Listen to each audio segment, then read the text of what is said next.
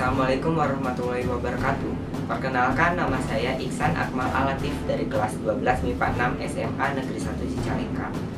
Pada kesempatan kali ini saya akan membahas mengenai sistem politik dan ekonomi pada sistem demokrasi liberal dan terpimpin.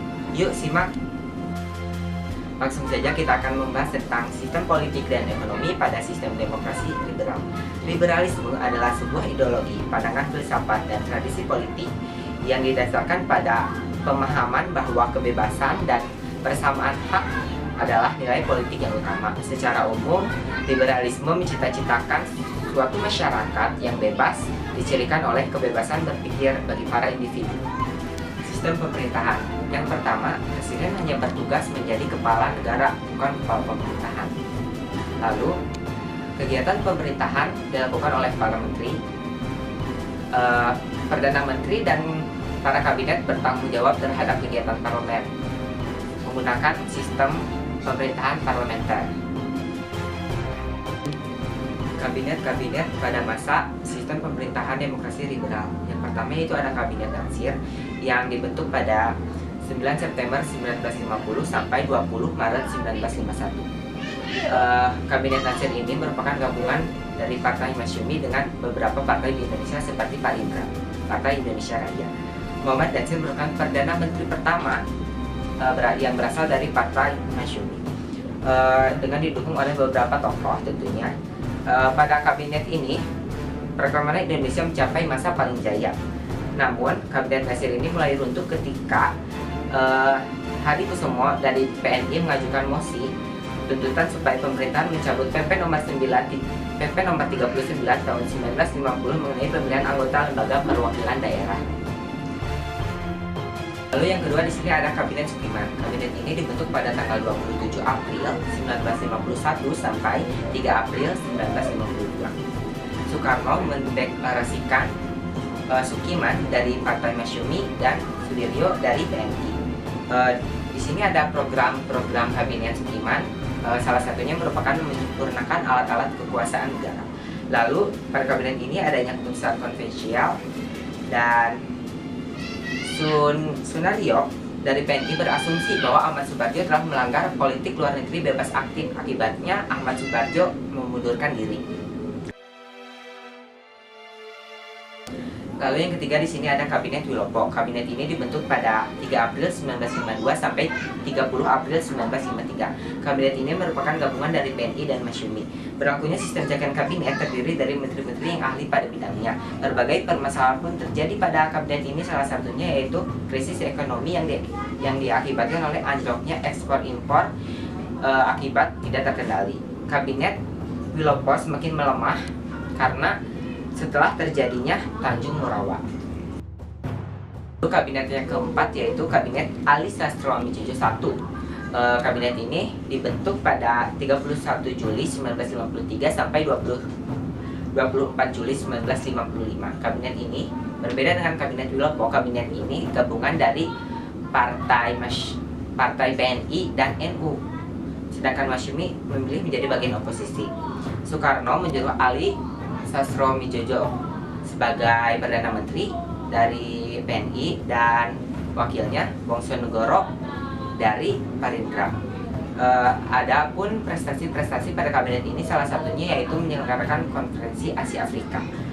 Dalam mengatasi permasalahan perekonomian, kabinet ini melakukan peninjauan kembali utang pemerintahan dan cadangan devisa negara dengan cara membatalkan hasil konferensi meja bundan. Lalu di sini ada kabinet yang kelima yaitu Kabinet Burhanuddin Harahap. Kabinet ini dibentuk pada 12 Agustus 1955 sampai 3 Maret 1956. Program utama pada kabinet ini yaitu memberantas korupsi yang didukung oleh rakyat dan TNI. Adapun prestasi pada kabinet ini yaitu salah satunya menyelenggarakan pemilu pertama pada tahun 1955. Kabinet yang keenam yaitu Kabinet Ali Sastro Amijojo II. Kabinet ini dibentuk pada 24 Maret 1956 sampai 14 Maret 1957. Kabinet ini merupakan gabungan dari Partai PNI, Masyumi, dan NU. Program kerja pada kabinet ini salah satunya yaitu membatalkan hasil konferensi meja bundar. Terjadi beberapa permasalahan pada kabinet ini, salah satunya yaitu sentimen anti Tionghoa mulai berkembang biak di dalam masyarakat. Akhir masa kabinet ini ditandai dengan mundurnya beberapa menteri. Lalu yang terakhir di sini ada Kabinet Juanda. Kabinet Juanda merupakan kabinet terakhir pada sistem demokrasi liberal yang dibentuk pada 9 April 1957 sampai 10 Juli 1959. Asal-usul pembentukan, keadaan politik dan keamanan Indonesia yang semakin tidak menentu. Perpecahan antar parpol yang semakin parah dan memanas. Kabinet ini juga dinamakan Kabinet Karya.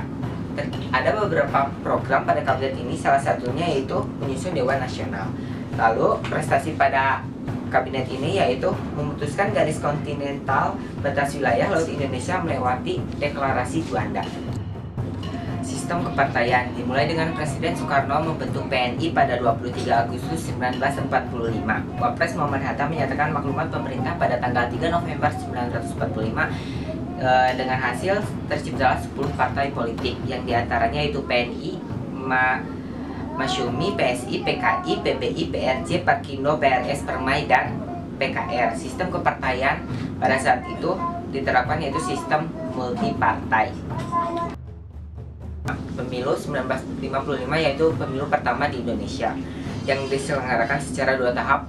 Tahap pertama itu pada 29 September 1955 untuk memilih anggota DPR parlemen. Lalu yang kedua yaitu tahap kedua pada tanggal 15 Desember 1955 untuk memilih anggota konstituen. 5 partai besar pada pemilu ini yaitu Masyumi, PNI, PKI, PSI, dan NU.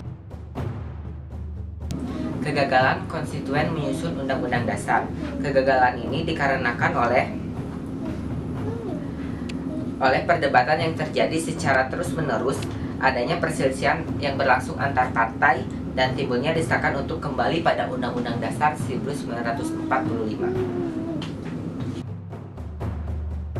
Lalu ada sistem ekonomi pada sistem demokrasi liberal. Terdapat permasalahan pada sistem ekonomi ini yaitu ada permasalahan jangka pendek dan jangka panjang. Jangka pendeknya yaitu pemerintah wajib mengurangi jumlah uang beredar dan kenaikan biaya hidup, memperbaiki kenaikan biaya hidup. Lalu permasalahan jangka panjangnya yaitu pertambahan penduduk yang tidak terkendali dan tingkat kesejahteraan penduduk yang relatif rendah. Kan tadi ada permasalahannya, sekarang ada kebijakan pemerintah untuk mengatasi permasalahannya. Yang pertama itu dengan gerakan benteng yang dikemukakan oleh Sumitro Joyo Hadikusumo. Kebijakan yang diawali pada April 1950 yang memberikan pertolongan pada pengusaha pribumi supaya mereka berpartisipasi dalam pembangunan ekonomi nasional. Bantuan tersebut berwujud bimbingan konkret dan bantuan kredit. Lalu yang kedua yaitu Gunting Syafruddin. Gunting Syafruddin ini dikemukakan oleh Syafruddin Prawira Negara. Kebijakan ini diawali 15 Maret 1950 dengan pemotongan nilai uang. Lalu ada nasionalisasi The Javers Bank. Jadi kebijakan ini yaitu perubahan status The Javers Bank menjadi Bank Indonesia sebagai bank sentral dan bank sirkulasi. Lalu ada sistem ekonomi Alibaba. Sistem ekonomi Alibaba ini diprakarsai oleh Iskak Cokroadisuryo, seorang menteri perekonomian pada masa kabinet Ali Sastroamidjojo I. Dan ada pembentukan Biro Perancang Negara yang diciptakan pada kabinet Ali Sastroamidjojo I juga. Nah, tadi kan saya telah menjelaskan mengenai sistem politik dan ekonomi pada sistem demokrasi liberal. Lalu sekarang saya akan menjelaskan sistem politik ekonomi pada sistem demokrasi terpimpin.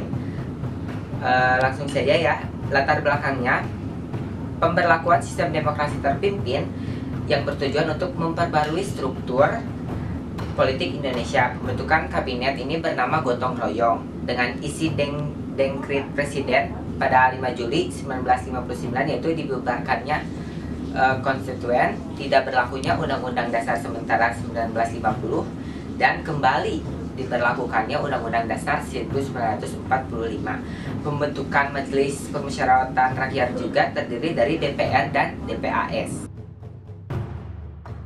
Sistem pemerintahan yang diterapkan pada sistem demokrasi terpimpin yaitu sistem pemerintahan presidensial. Tentu saja presidensial berarti presiden berposisi sebagai kepala negara sekaligus kepala pemerintahan.